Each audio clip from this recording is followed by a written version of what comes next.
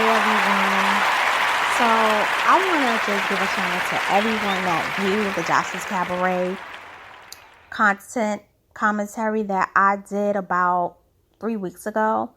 And I want to say that watching the second half of the reunion it was just heartbreaking.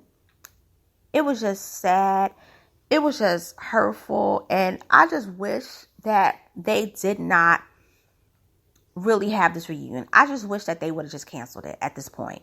I'll be honest with you. I watched it basically 3 times to just get a good sense of the second half. And I'm just going to make this commentary quick and straight to the point. As much as Joseline throughout the years could be mean towards certain people as a way of reacting to the pain that she endured from her childhood and from her teenage years, Joseline didn't deserve what was spoken about on her name during those lives on Instagram where people were threatening to beat her up. This is what led to the whole melee at the reunion. Every day, Kay Capri said that she wanted to beat up Joseline. Okay? So Joseline never got on the gram and said anything.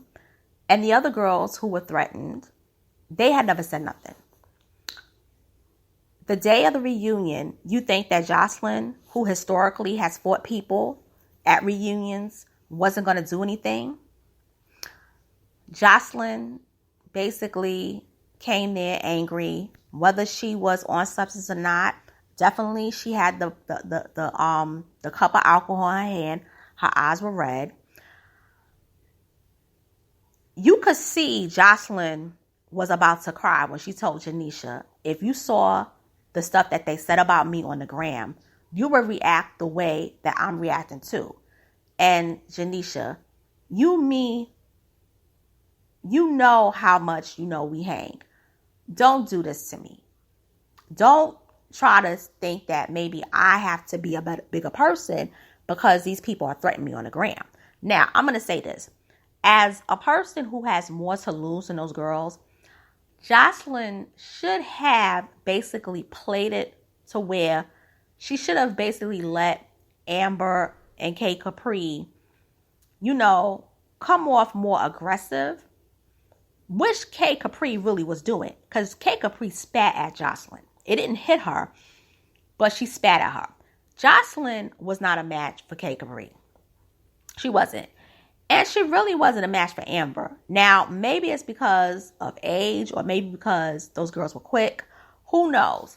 But the thing is that Joseline should have picked the better group of girls. And I knew that from the intro of season 3, that season premiere, I said, this is not going to be good. These are not like the girls from season 2. They're not like the girls from season 1. These girls are already ready to fight, clout chase. And I'm not talking about wet. I'm talking about Amber and Kay Capri. Basically, as the series went on, she was fighting wet. And I want to give a shout out to Wet because to me, she's the one person who was real with it the whole time. And many of the cast may say that's how she is. Wet showed you at that reunion that the whole time she was never a problem. She was just a happy person because she had just bought London and Paris, which are her implants. But I want to go back to Amber because Amber is the reason why a lot of this happened. But there's another person who I feel is responsible, but nobody has really mentioned her. And that person is Gaia. That woman is a witch. And she set the tone for a lot of this. Because first of all, she basically said she was going to beat up Joseline, which got her beat up by the girls. Then she said that she was better than Joseline. Amber said it also, too, behind the scenes. Now, here's the thing. I like Henny, but Henny's loyalty is with Amber and Kay Capri. Those are her friends. So you know it is what it is. Raven and Black Diamond, I have my issues with them because I don't think they're the best fighters. But another thing is when Diamond said that she wanted Amber's face on her private parts all the time, that gave me gang rape vibes. And that, I think, was really what made me uncomfortable with the whole reunion for the second half. No matter what, no one should say stuff like that. I feel that Raven is not a fighter, which is why when the fight happened between Raven and Diamond and Amber the first time, Raven didn't jump in, knowing that her friend had a jacked up arm.